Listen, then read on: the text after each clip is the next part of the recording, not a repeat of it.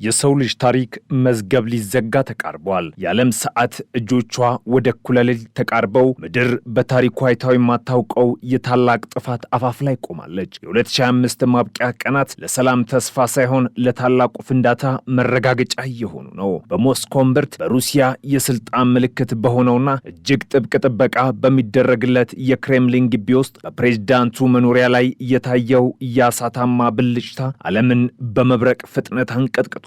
በሞስኮ ሰማይ ላይ የተቀጣጠሉት ድሮኖች የጭስ ጥላ ብቻ ሳይሆኑ ወደ ሶስተኛው የዓለም ጦርነት የሚመራው አዲሱና አስፈሪው ምዕራፍ መጀመሪያም ነበሩ። ይህ ክስተት ተራ ወታደራዊ ግጭት ሳይሆን የቀይ መስመሮች መረገጥና የጦርነቱ መልክ ወደ አዲስና ወደማይመለስበት ምዕራፍ ያሸጋገረ አጋጣሚ ሆኖ ተመዝግቧል። ይህ በክሬምሊን ላይ የተሰነዘረ ድፍረት የተሞላበት ጥቃት ሩሲያን ወደ ከፍተኛ ቁጣ ውስጥ ከቷታል።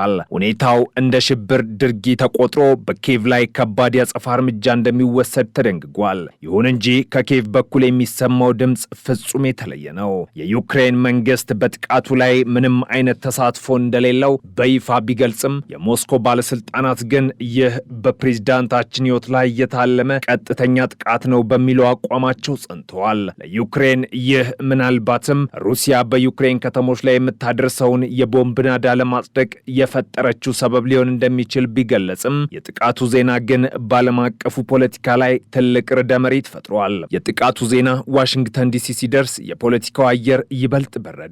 የአሜሪካው ፕሬዝዳንት ዶናልድ ትራምፕ ይህንን ዜና ሲሰሙ ከፍተኛ ቁጣ ውስጥ ወድቋል። ትራምፕ ዩክሬን እንዲህ ያለውን እርምጃ ወስዳ ከሆነ ጦርነቱን ወደማይቆም ቀውስ ውስጥ እንደከተተችውና የአሜሪካ ድጋፍ ጥያቄ ውስጥ ሊወድቅ እንደሚችል ፍንጭ ሰጥተዋል። ትራምፕ ጦርነቱን ለማቆም ያላቸው እቅድ እንዲህ ባሉ አስፈላጊ ትንኮሳዎች ሊደናቀፍ እንደሚችል ያላቸውን ስጋት ገልጸዋል። በትራምፕ እይታ እንዲህ ያሉ ቀጥተኛ ጥቃቶች የሰላም ድርድሩን የሚያደናቅፉና የሶስተኛውን ዓለም ጦርነት የሚጋብዙ ናቸው። ይህ የትራምፕ ቁጣ በአሜሪካ አስተዳደርና በዩክሬን መካከል ያለውን ውጥረት ፍንጭ የሚሰጥም ሆኗል።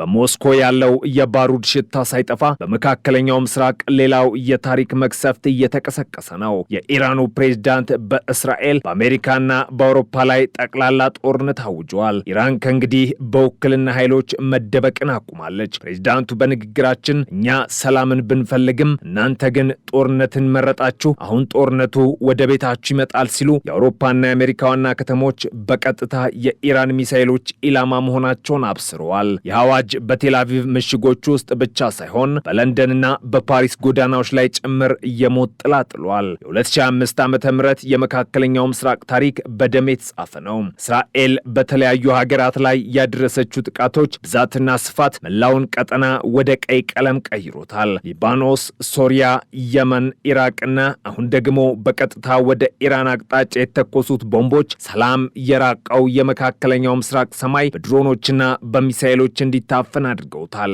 እስራኤል ለህልውናዋ ስትል ማንኛውንም መስዋዕትነት ለመክፈል ዝግጁ መሆኗን ገልጻለች። ጦርነቱ አሁን በድንበር ላይ ብቻ የሚደረግ ውጊያ መሆኑ አብቅቶለታል። የኃያላን መንግስታት ፍልሚያና የርዕዮተ ዓለም ፍጭት ወደ ሆነ ጠቅላላ ጦርነት ተቀይሯል። ሁኔታው ይበልጥ አስፈሪ የሚሆነው እነዚህ ሁለት ግዙፍ የጦር ግንባሮች በአንድ ነጥብ ላይ ሲገናኙ ነው። በሩሲያ በኩል ያለው የትራምፕ ቁጣና በኢራን በኩል ያለው የጠቅላላ ጦርነት አዋጅ ዓለምን በሁለት ጎራ ከፍሏታል። ዶናልድ ትራምፕ በዩክሬን ላይ የገለጹት ቁጣ ለሩሲያ የሞራል ድጋፍ ሊሆን እንደሚችል ስጋቶች ቢኖርም የዩክሬኑ መሪ ፕሬዝዳንት ዘለንስኪ ግን በተቃራኒው ከትራምፕ ጋር ያላቸው ግንኙነት በጊዜ ሂደት እየተቀየረና እያደገ መሆኑን ገልጿል። ዘለንስኪ በትራምፕ በኩል የሚመጣውን ጫና ተረድተው አሜሪካን ከጎናቸው ለማቆየት የሚቻላቸውን ሁሉ እያደረጉ ነው። ነገር ግን የክሬምሊኑ የድሮን ጥቃት ሪፖርት ዘለንስኪ የገነቡት ዲፕሎማሲያዊ ግንብ ሊያፈርሰው ይችላል። ምስሉን በዓይነ ህሊናችሁ ሳሉት። በአንድ በኩል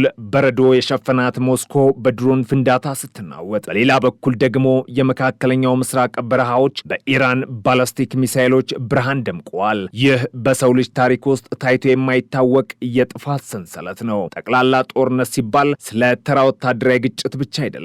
ስለ ዓለም አቀፍ ንግድ መስተጓጎል፣ ስለ ሆርሙዝ ወሽመጥ መዘጋትና ስለ ሳይበር ጥቃቶች ጭምር ነው። የአውሮፓ የኤሌክትሪክ ኃይል ማመንጫዎች ቢዘጉ፣ የአሜሪካ የባንክ ስርዓቶች ቢናጉና የእስራኤል የመከላከያ ጋሻዎች በሚሳኤሎች ናዳ ቢሸፈኑ የዓለም መጨረሻው ምን ሊሆን ይችላል የሚለው ጥያቄ የሁላችንንም እንቅልፍ የሚነሳ ሆኗል። የሩሲያ የደህንነት ተቋማት በፕሬዝዳንቱ መኖሪያ ላይ የተሰነዘረው ጥቃት በምዕራባውያን የታገዘ ነው ማለታቸው ጦርነቱን ከዩክሬን ወጥቶ ወደ ኔቶ ደጃፍ እንዲደርስ በር ከፍቷል።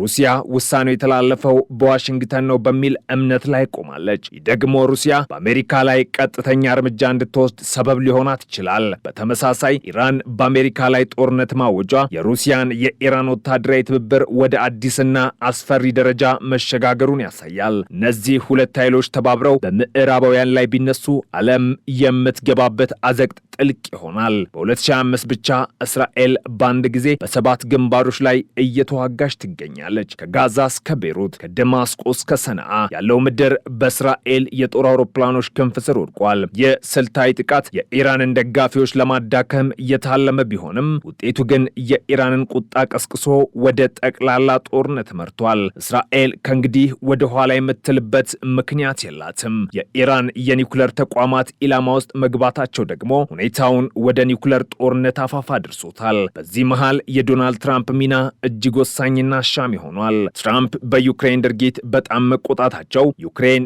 የሩሲያውን መሪ ሕይወት አደጋ ላይ በመጣሏ ነው። ትራምፕ ጦርነቱን ለማቆም ያላቸው እቅድ በሁለቱም ወገኖች ላይ ጫና በማሳደር ላይ የተመሰረተ ቢሆንም ዩክሬን ይህንን ድርጊት ፈጽማ ከሆነ ግን ትራምፕ ለኪየቭ ያላቸው አመለካከት ወደ ጥላቻ ሊቀይሩት ይችላሉ። ዘለንስኪ ግን አሁን ተስፋ አልቆረጡም። ከትራምፕ ጋር ያላቸው ግንኙነት እየተሻሻለ መሆኑን በመግለጽ አሜሪካ ለዩክሬን የምታደርገውን ድጋፍ እንድትቀጥል እየተማጸኑ ነው። ይሁን እንጂ የክሬምሊን ሰማይ በድሮን ሲቀላ የሰላም ተስፋውም አብሮ እየደበዘዘ ነው። የሰው ልጅ ዛሬ የሚገኘው በሁለት ጥፋቶች መካከል ነው። በአንድ በኩል የሩሲያና የዩክሬን ግጭት ወደ መሪዎች ግድያ ሙከራና ወደ ዓለም አቀፍ ቀውስ ተቀይሯል። በሌላ በኩል የመካከለኛው ምስራቅ የነጻነትና የህልውና ትግል ወደ ጠቅላላ ጦርነት አድጓል። ሁሉም መረጃዎች የሚያመለክቱት አንድን እውነት ብቻ ነው። እሱም የድሮ ዓለም ስርዓት ፈርሷል፣ አዲሱ ደግሞ በደምና በእሳት እየተወለደ መሆኑ ነው። የኢራኑ መሪ ቃል በዓለም ዙሪያ ያስተጋባል። አውሮፓና አሜሪካ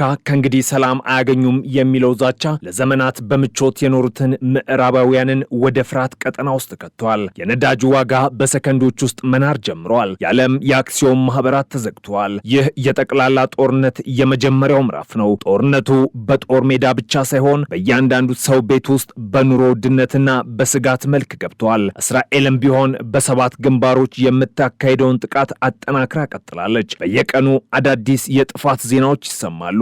እስራኤል ጠላቶቻችንን ካላጠፋን አንኖር በሚል መርህ መላውን መካከለኛው ምስራቅ ወደ ጦር አውድማነት ቀይረዋለች። የሀገሪቱ የጦር ኃይል ለማንኛውም አይነት ጥቃት ዝግጁ ቢሆንም ኢራን በሺዎች የሚቆጠሩ የሰው አልባ አውሮፕላኖችና ሚሳይሎቿን ወደ እስራኤል ከተሞች ካዞረች ግን ውጤቱ ለሁሉም ወገኖች መርዶ ይሆናል። በሞስኮ በኩል ያለው ውጥረትም እንዲሁ አይቀልም። የፕሬዝዳንቱ መኖሪያ ላይ የተሰነዘረው ጥቃት ሩሲያ በዩክሬን ላይ የምትከተለውን ወታደራዊ ስልት ወደ መደምሰስ እንዲቀየር አድርጎታል። ሩሲያ ኪየቭን ጨምሮ ዋና ዋና ዩክሬን ከተሞች ላይ የመጨረሻውን ጥቃት ለመሰንዘር ተዘጋጅታለች። የትራምፕ ቁጣ ደግሞ ለዚህ ጥቃት አረንጓዴ መብራት ሊሆን ይችላል የሚል ስጋትም አለ። ዩክሬን በብቸኝነትና በከባድ ጫና ውስጥ መሆኗን ያሳያል። ይህ ሁሉ እየሆነ ያለው በአንድ ጊዜ ነው። በታህሳስ 2025 ማብቂያ ላይ የሰው ልጅ እጣ ፈንታ በሁለት ታላላቅ ግጭቶች መካከል ታንቆ ይገኛል። የክሬምሊኑ ፍንዳታና የቴህራኑ የጦርነት አዋጅ ዓለምን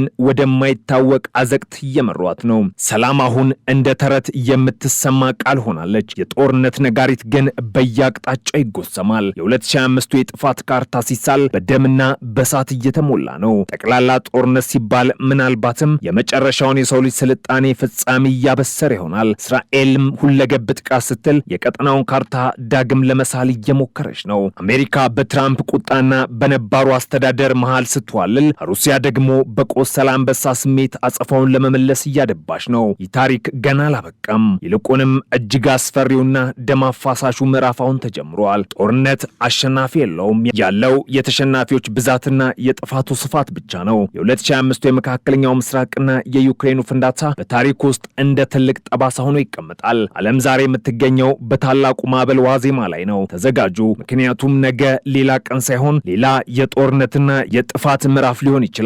የሰዓቱ እጆች ወደ እኩለ ሌሊት ደርሰዋል። መቅሰፍትም በደጃፋችን ቆሟል። በሞስኮ ቅጥሮች ላይ ያረፈው ያድሮን የሩሲያን ክብር ብቻ ሳይሆን የዓለምን ደህንነት አናግቷል። ክሬምሊን ይህን ድርጊት የመጨረሻው ትንኮሳ በማለት የፈረጀው ሲሆን በኪየቭ የስልጣን ማማዎች ላይ ጥቃት ለመሰንዘር ምንም አይነት ማመንታት እንደማይኖር አስታውቋል። የሩሲያ የጦር አውሮፕላኖችና የሚሳኤል ባትሪዎች በተጠንቀቅ ላይ እንዲቆሙ መታዘዛቸው በመጪዎቹ ቀናት በዩክሬን ከተሞች ላይ የሞት ናዳ ሊዘንብ እንደሚችል ያመላክታል። ይህ በእንዲህ እንዳለም ዩክሬን በጥቃቱ ላይ እጇ እንደሌለበት የምትሰጠው መግለጫ በሞስኮ ጆሮ ሰሚ አላገኘም። ይልቁንም ሩሲያ ይህንን አጋጣሚ ተጠቅማ ምዕራባውያን በግጭቱ ውስጥ በቀጥታ እጃቸው እንዳለበት ለማሳየት እየሞከረች ነው። በትራምፕና በዘለንስኪ መካከል ያለው ግንኙነትም በዚህ ውጥረት ውስጥ ወድቋል። ዘለንስኪ ከትራምፕ ጋር ያላቸው ግንኙነት እየተሻሻለ መሆኑን ቢገልጹም ትራምፕ ግን ለሩሲያው መሪ ያላቸው አክብሮትና ለዩክሬን ጥቃት የገለጹት ቁጣ ነገሮችን ውስብስብ አድርጎታል። ትራምፕ ዩክሬን ይህንን ካደረገች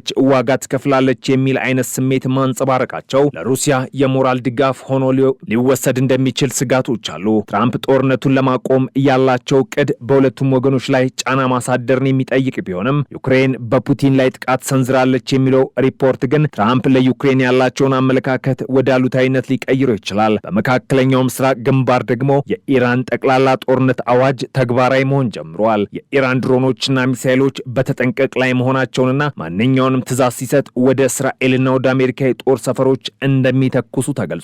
የሆርሙዝ ወሽመጥ ቢዘጋ የዓለም ኢኮኖሚ በደቂቃዎች ውስጥ ይፈርሳል።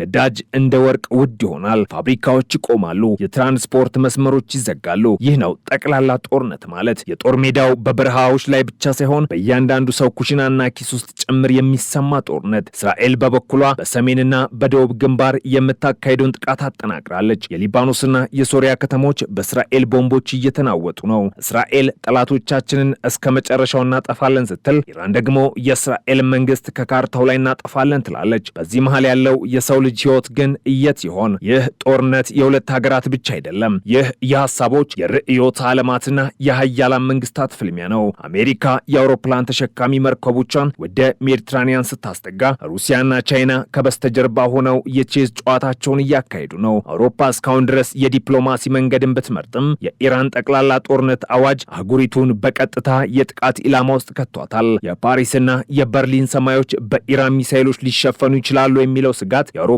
መሪዎች እንቅልፍ ነስቷል። በዚህ ሁሉ ግርግር መሃል የጥፋቱ ካርታ በየቀኑ አዳዲስ ቀይ ነጥቦችን እያስተናገደ ነው። ዛሬ በቤሩት የወደቀው ቦምብ ነገ በቴህራን ለሚፈነዳው ሚሳኤል ሰበብ ይሆናል። ነገ በቴህራን የሚነሳው ድሮን ከነገ ወዲያ በቴልአቪቭ ሰማይ ላይ የሞት ጥላ ይጥላል። ውደቱም ቀጥሏል። የሰላም ድርድሮች እንደ በረዶ እየቀለጡ፣ የጦርነት ነበልባል ግን እንደ ሰደድ እሳት እየተስፋፋ ነው። የሰው ልጅ ታሪክን መመልከት የጦርነቶችን ታሪክ መመልከት ነው። ነገር ግን የ2025ቱ ግጭት ለየት የሚያደርገው በቴክኖሎጂ የታገዘ ጥፋት መሆኑ ነው። አንድ ስህተት፣ አንድ የተሳሳተ ትዕዛዝ ወይም አንድ ያልታሰበ ሚሳኤል ወደማይፈለግ አቅጣጫ ቢተኮስ ዓለምን ወደ ድንጋይ ዘመን ሊመልሳት ይችላል። በቴህራን አደባባዮች ላይ የሚታየው ትዕይንት ያስፈራል። በሺዎች የሚቆጠሩ ወታደሮች፣ ዘመናዊ የባላስቲክ ሚሳኤሎች እንዲሁም ካሚካዜ ድሮኖች በሰልፍ ሲያልፉ የክተት አዋጁ በድምፅ ማጉያዎች ያስተጋባል። እኛ ሰላምን ፈልገን ነበር፣ እናንተ ግን ጦርነት መረጣችሁ። አሁን ጦርነቱ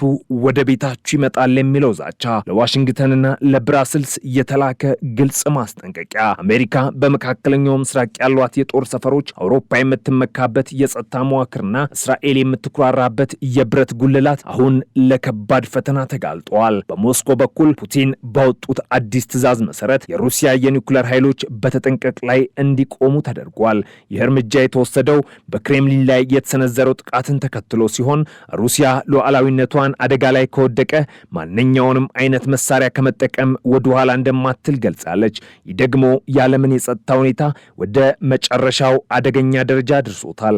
የሰው ልጅ ለዘመናት የገነባው ስልጣኔ በሁለት ወይም በሶስት ሰዎች ቁጣ ምክንያት ሊጠፋ ይችላል የሚለው ስጋት እውን እየሆነ ነው።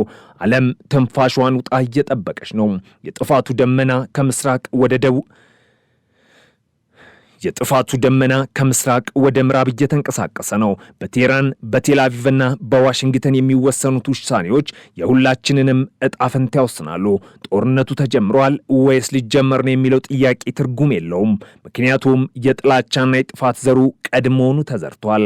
አሁን መከር እየተሰበሰበ ነው። የ2005ቱ የመካከለኛው ምስራቅና የዩክሬን ፍንዳታ በታሪክ ውስጥ እንደ ትልቅ ጠባሳ ሆኖ ይቀመጣል። ዓለም አሁን ያለችው በታላቁ ማዕበል ዋዜማ ላይ ነው። ተዘጋጁ፣ ምክንያቱም ነገ ሌላ ቀን ሳይሆን ሌላ የጦርነትና የጥፋት ምዕራፍ ሊሆን ይችላል። የሰዓቱ እጆች ወደ እኩለ ሌሊት ደርሷል። መቅሰፍቱም በደጃፋችን ላይ ቆሟል።